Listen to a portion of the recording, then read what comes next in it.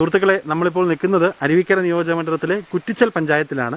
കുറ്റിച്ചൽ പഞ്ചായത്തിലെ കോട്ടൂർ വനമേഖലയിൽ കൊമ്പിടി ഊരിലുള്ള പ്രിയങ്കരനായിട്ടുള്ള ശ്രീ ശ്രീധരൻ, അദ്ദേഹത്തിനെ കുറിച്ചുള്ള വാർത്തകളൊക്കെ പല ചാനലുകളിലും പത്രമാധ്യമങ്ങളിലുമൊക്കെ വന്നിരുന്നു. ഇരു കൈകളും നഷ്ടപ്പെട്ടിട്ട് കഴിഞ്ഞ 10 വർഷത്തിൽ കൂടുതലായി സ്വന്തമായി അധ്വാനിച്ച് കൃഷി നടത്തുന്ന ഒരാളാണ് ശ്രീ ശ്രീധരൻ.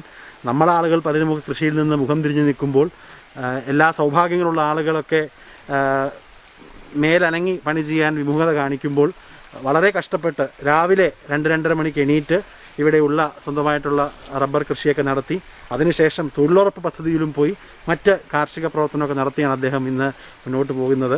അദ്ദേഹത്തിൻ്റെ കൈകളില്ലെങ്കിലും അതിന് ഉപയോഗിക്കുന്ന ചില പ്രത്യേകം ടൂൾസൊക്കെ ഉണ്ട്.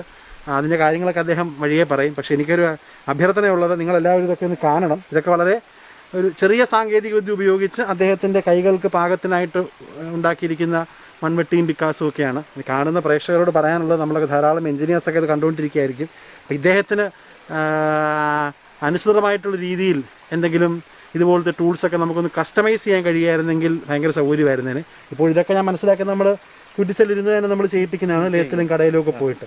ഇച്ചിലൂടെ ഫ്ലെക്സിബിളായിട്ട് ഉള്ള മെറ്റീരിയൽ കൊണ്ടൊക്കെ ചെയ്യാൻ കഴിയുകയാണെങ്കിൽ അദ്ദേഹത്തിന് വലിയ ഒരു ബെനിഫിറ്റ് ആയിരുന്നേനെ. അതുകൂടെ എല്ലാവരും ഒന്ന് കാണാൻ പറ്റുമെങ്കിൽ തീർച്ചയായിട്ടും എന്നെയോ അല്ലെങ്കിൽ കിരണിനെയോ ഒന്ന് അറിയിച്ചാൽ മതി. ബാക്കി നമുക്ക് കോൺടാക്ട് ചെയ്യാം. തൊഴിലുറപ്പ് പണി റബ്ബറിന് പ്ലേറ്റ് ഇടി, അങ്ങനെ കല്ലടുക്ക്, അങ്ങനെയുള്ള എല്ലാ പണികളും ഉണ്ട്.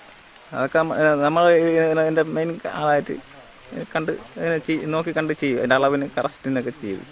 എത്ര തൊഴിലുറപ്പ് ദിനങ്ങൾ വരെ കിട്ടാറുണ്ട്? എത്ര ഇതിനാന്ന് വെച്ചാൽ ആഴ്ചയിലാണ് മസ്റ്റോളം അടിച്ചു തരുന്നത്. അതിൽ ഒരു ദിവസം വിടാതെ ചെയ്യണമെന്ന് പറഞ്ഞിട്ടുണ്ട്. എല്ലാവർക്കും ഒരു പ്രചോദനമാണ് പറഞ്ഞുകൊണ്ടിരിക്കുകയാണ്. വീട്ടിൽ നിന്നൊക്കെ പറഞ്ഞിട്ടുണ്ട് പ്രത്യേകം പറയണമെന്ന് വൈഫോമൊക്കെ. വനമേഖലയിൽ പോകുമ്പോൾ ഏറ്റവും കൂടുതൽ കിട്ടുന്നത് ഇങ്ങനെ കുടിക്കാൻ കരിക്കാണ്.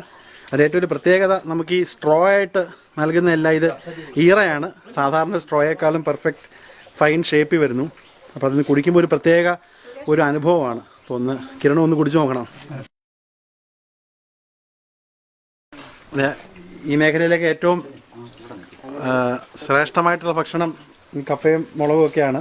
പ്രത്യേകിച്ച് മുളക് നമുക്ക് ഈ വനത്തിൽ കിട്ടുന്ന നല്ല എരിവാണ്, ചെറിയ മുളക്. അപ്പോൾ നമുക്ക് വേണ്ടി സ്പെഷ്യലായിട്ട് ശ്രീധരൻ അവരുടെ അമ്മയും ശ്രീധരനോട് നമുക്ക് നൽകിയിരിക്കുകയാണ്. പുള്ളിക്കാരോട് ചോദിച്ചോളൂ.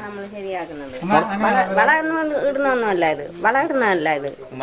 മലങ്കാന്താരി മുളക് ഞങ്ങൾ വളമിട്ടല്ലാതെ ശരിയാക്കുന്നത്. വളമൊന്നും ഇടുന്നതല്ല, വളമൊന്നും ഇടുന്നതല്ല. നമ്മൾ വളമിട്ട് ശരിയാക്കുന്ന മുളകല്ല ഇത്. നമ്മൾ നല്ല എരിവാണല്ലേ? നല്ല എരിയൊക്കെ ഉണ്ട്.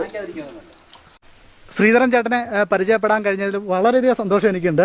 അപ്പോൾ എനിക്ക് അതോടൊപ്പം തന്നെ എന്നെ ഇങ്ങനെയുള്ള ഒരു ആളെ പരിചയപ്പെടാൻ എനിക്ക് കാരണമായ ശബരിനാഥൻ MLA കൂടി ഒരു നന്ദിയോടെ പറഞ്ഞുകൊണ്ട് തന്നെ ഈ എപ്പിസോഡ് ഇവിടെ തീരുന്നു.